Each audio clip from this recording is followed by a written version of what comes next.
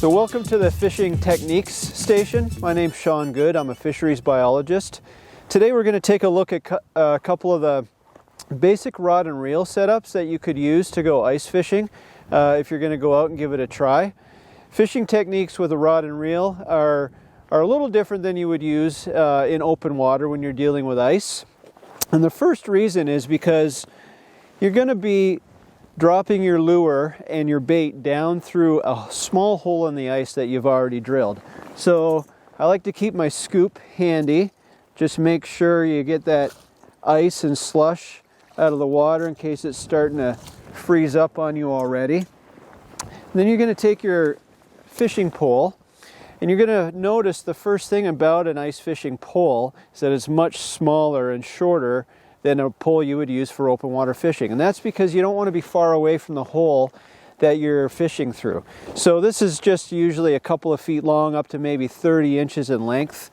And you're going to sit or stand really close to your hole. And I'm going to use this one here.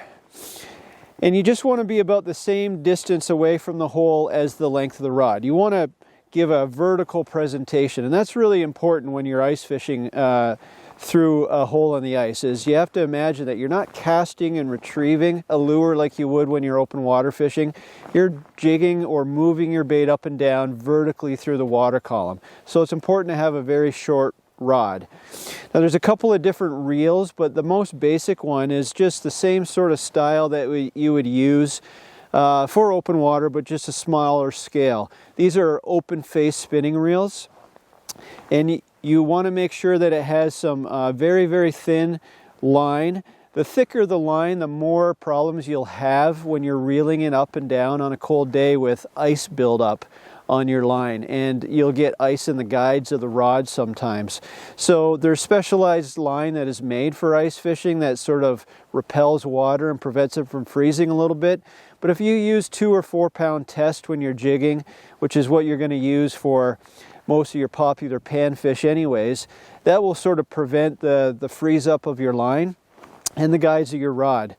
So an open face spinning reel is very simple to use. You just take the bail or this piece of metal that holds the line in place, and you flip it over so that it then allows your line to let out here. And so what you want to do is open your bail, drop your jig here down into the hole, and just let the weight of that jig pull that line off your spool.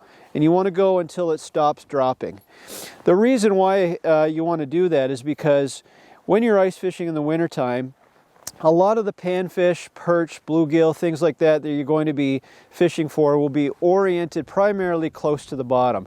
There'll be weeds and things like that that have grown in the summer that have died back, but some of those weeds are still there present on the bottom, and the fish like to be around something like that even in the wintertime, around structure.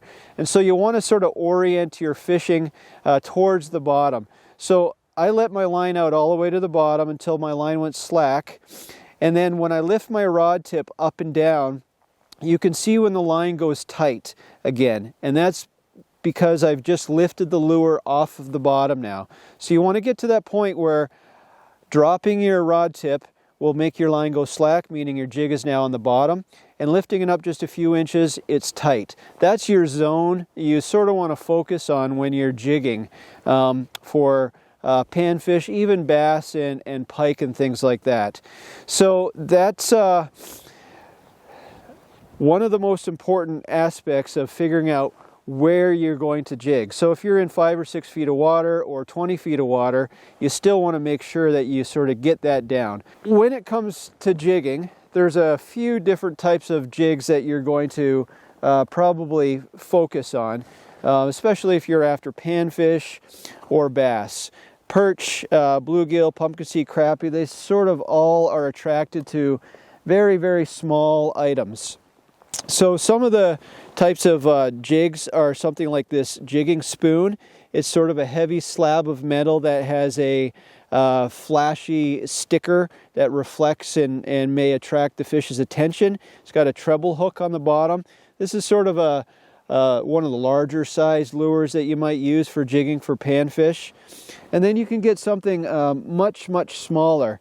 And these are just small teardrop or spoon-shaped jigs that are very small. They don't have any flash to them. They're naturally colored. But one of the important things you might want to consider is adding some live bait to it. And one of the most popular forms of live bait are maggots or wax worms.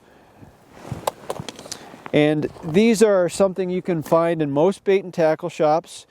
These are just basically small grubs or maggots of different flies. And they're alive. You can see that they're moving around here in the sawdust of this bait container.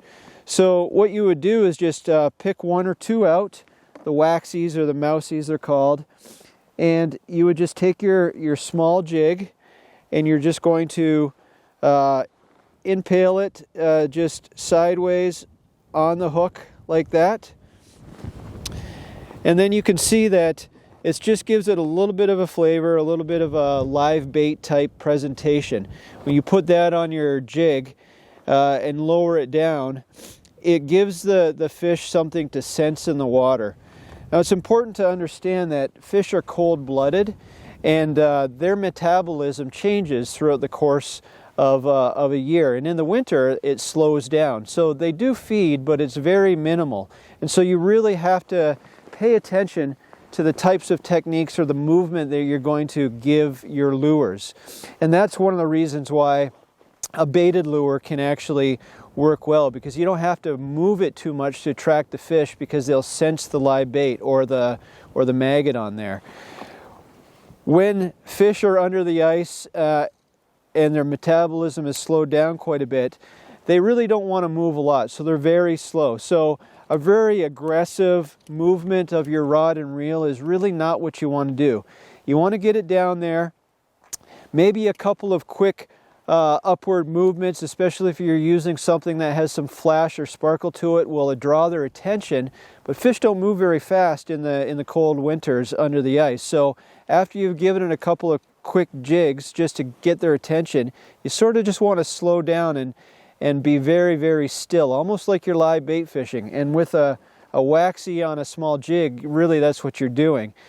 And every once in a while, just give it a couple of very small and subtle movements of the tip of your rod.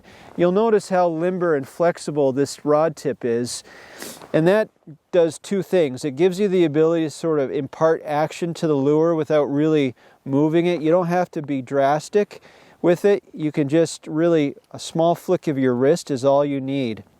You just want to sort of bounce that, but it's more important to spend time not moving your bait at all.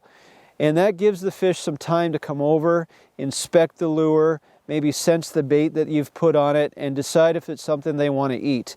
And maybe just a small movement will trigger that fish into making that decision in a split second that it's a live piece of food, and they will inhale it. So the other thing you really want to pay attention to is the tip of your rod.